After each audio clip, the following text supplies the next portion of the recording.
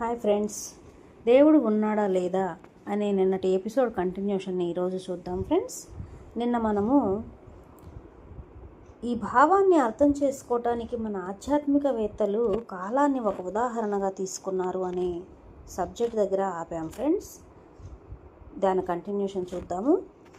కాలానికి ఒక ప్రారంభ బిందువును మనం చూపలేం, అలాగే దాని అంతాన్ని కూడా మనం చూపలేం. మనం కాలంలో జీవిస్తున్నాం, కానీ కాలాన్ని చేత్తో తాకలేము. అది కనిపించదు, కానీ దాని ప్రభావం మాత్రం ప్రతి క్షణం అనుభవిస్తూనే ఉంటాం. అదేవిధంగా వేదాంతం ప్రకారం పరమసత్యం కూడా మన కంటికి కనిపించే ఒక వస్తువు కాదు, అది విశ్వం అంతా వ్యాపించి ఉన్న మూల చైతన్యం. అందుకే దైవం సర్వవ్యాపి అని చెప్తారు. ఇక్కడ సర్వవ్యాపి అంటే ఆకాశంలో ఎక్కడో ఒక వ్యక్తి కూర్చున్నాడని కాదు.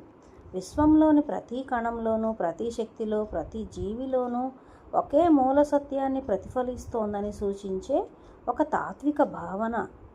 ఆకాశాన్ని ఒకసారి గమనించండి. మనకు ఆకాశానికి అంచులు ఉన్నట్లుగా కనిపిస్తాయి, కానీ అది మన దృష్టి పరిమితి మాత్రమే. మనం ఎంత దూరం ప్రయాణించినా సరే ఆకాశం అక్కడ కూడా ఇలాగే ఉంటుంది. వేదాంతము ఈ ఉదాహరణ ద్వారా పరమసత్యం కూడా పరిమితులకు అతీతమని వివరించింది. అయితే ఇక్కడ ఒక విషయం స్పష్టంగా గుర్తుంచుకోవాలి. శాస్త్రం మరియు ఆధ్యాత్మికతలో ఒకే భాషలో మాట్లాడవు. శాస్త్రము పరిశీలన, ప్రయోగము, ఆధారాల ద్వారా ముందుకు సాగితే, ఆధ్యాత్మికత అనుభవము మరియు ధ్యానము, అంతర్ముఖ పరిశీలన ద్వారా ముందుకు సాగుతాయి. ఈ రెండు ఒకదానికొకటి శత్రువులు కావు, అవి మానవ జ్ఞానానికి రెండు భిన్న మార్గాలన్నమాట. ఇప్పుడు ఒక సహజమైన ప్రశ్న వస్తుంది. దేవుడు ఉంటే ఉండని, దేవుడితో నాకు పనేమి? నా జీవితాన్ని నేను నా శక్తితో నడిపించుకోలేనా?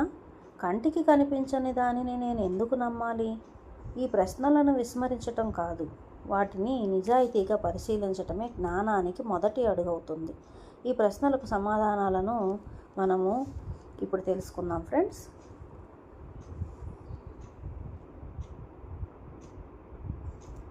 మనిషి వేల సంవత్సరాలుగా ఒక ప్రశ్న అడుగుతున్నాడు, దేవుడు ఉన్నాడా? కానీ అంతకంటే ముఖ్యమైన ప్రశ్న ఒకటి ఉంది. దేవుడు ఉంటే నా జీవితానికి దానివల్ల ఉపయోగం ఏంటి? ఈ ప్రశ్నకు సమాధానం వెతకకుండా కేవలం ఉన్నాడు లేదా లేడు అని వాదించటం వల్ల జీవితంలో పెద్ద మార్పు అనేది ఏమీ ఉండదు. ఒక మనిషి దేవుణ్ణి నమ్మకపోయినా నిజాయితీగా జీవించవచ్చు, ప్రేమతో జీవించవచ్చు, సమాజానికి సేవ చేయవచ్చు. అలాగే దేవుణ్ణి నమ్ముతూ కూడా స్వార్థంగా, క్రూరంగా జీవించే వ్యక్తులు ఉండవచ్చు. కాబట్టి దేవుణ్ణి నమ్మడం ఒకటే గొప్పతనానికి కొలమానం కాదు. అయితే ప్రపంచంలోని దాదాపు ప్రతి నాగరికతలో ఎందుకు దైవ భావన కనిపించింది? ఈ ప్రశ్న చాలా లోతైనది ఫ్రెండ్స్. దీని గురించి తర్వాత ఎపిసోడ్లో చూద్దాము. Thank you very much friends.